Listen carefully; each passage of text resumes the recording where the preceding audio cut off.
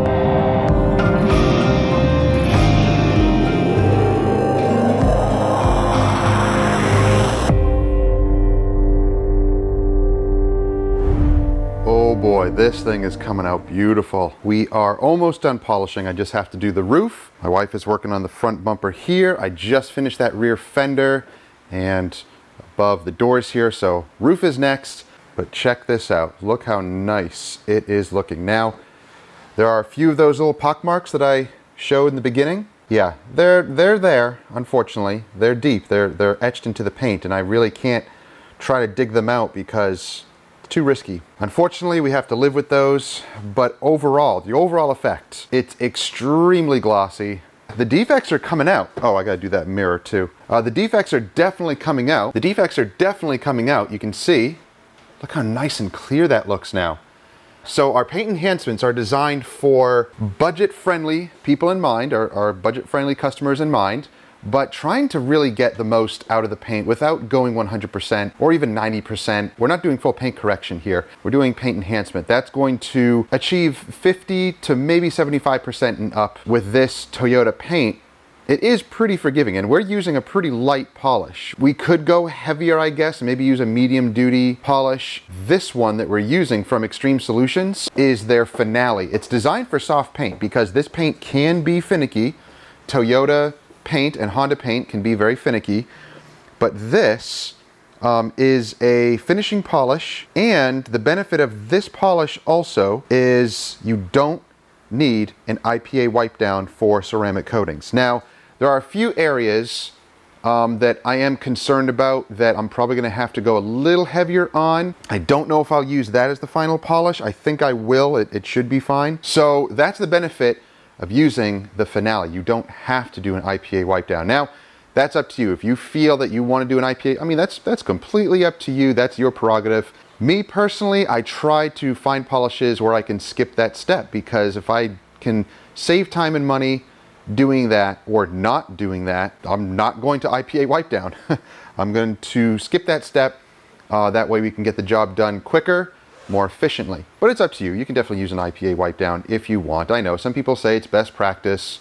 You know, I can agree with that up to a certain point, but it all depends. If you can use a polish that you don't need to do an IPA wipe down, then go ahead. Now, I do have the NSP 45 from Dr. Beasley's, but yeah, I gotta get some more. It's almost out. So I just chose to use the other Finale just because. But you can also use this stuff, and this stuff will allow you to not have to worry about an IPA wipe down. It's specifically designed for that, which is awesome. So I'm gonna get some more of this and maybe even get the medium cut one. So we'll test that out. But I do enjoy using this stuff. You have to use multiple towels because the wipe off is a little greasy, and actually this one also, teeny bit greasy, but just use multiple towels, not a deal breaker. Just learn to work with the product, and it works really well. So either of those, you don't have to use an IPA wipe down, and you can coat right after.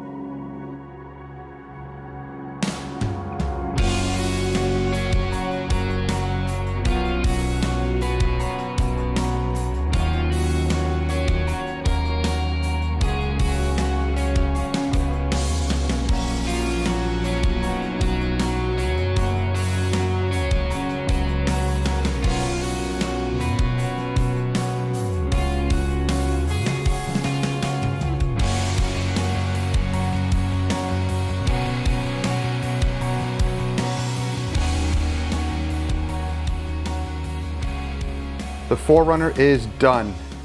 Look how beautiful it looks. Paint looks gorgeous. Granted, there are some little light defects, little chips, little gouges, and things like that. That's just the way vehicles are sometimes. And there are some little chips here and there that we tried to fill, you know, just touching up with paint, but they still kind of stand out. That's just what they do, unfortunately. When the paint is so glossy, what you have to do is stand back and enjoy the entire thing. Don't nitpick too much about tiny, tiny little things, because it kind of kills your joy over the entire vehicle and how beautiful it really looks and how protected it is. So this will sit overnight. It cures for the initial 12 to 24 hours, and then we will put a coat of C2V3 on it tomorrow. That's what I like to do.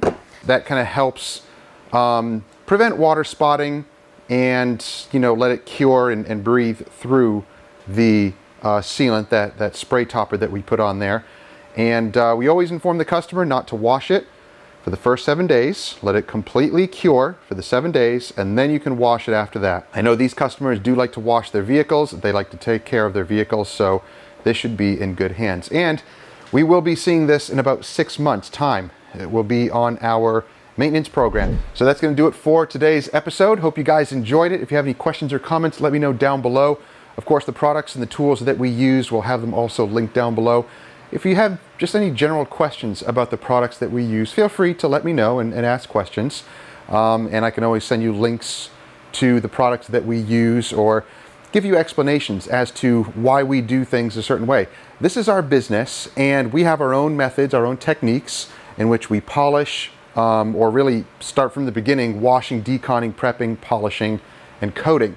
We've learned throughout the years and adapted to our own way of doing things. We learn from others, we learn from other detailers, and then we just kind of tweak things to fit what we need.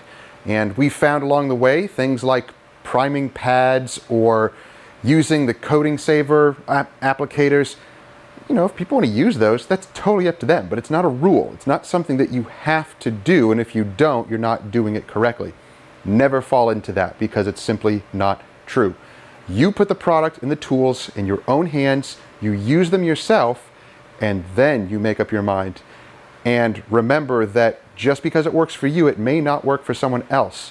The variables are so numerous that you will never be able to fully calculate them all. You can do all the math that you want, you can get all the fancy tools that you want. You can only test on small levels, and even that, you have to allow for variance and variables, because that is simply the world we live in. Things change all the time. There are always different vehicles, different paint, even though it might have the same paint code and the same color, same year and everything.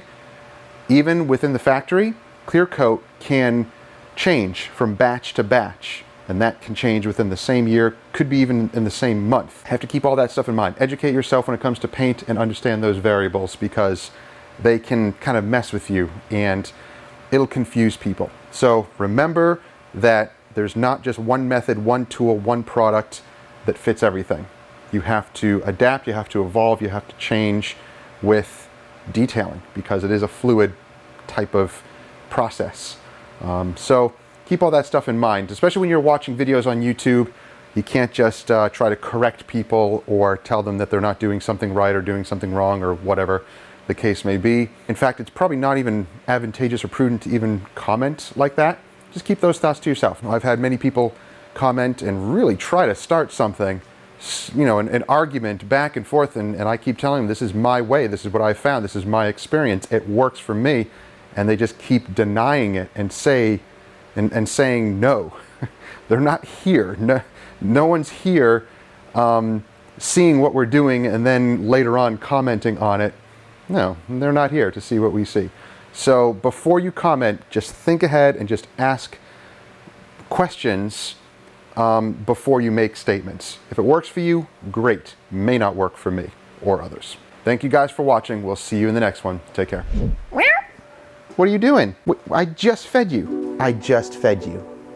I just fed you.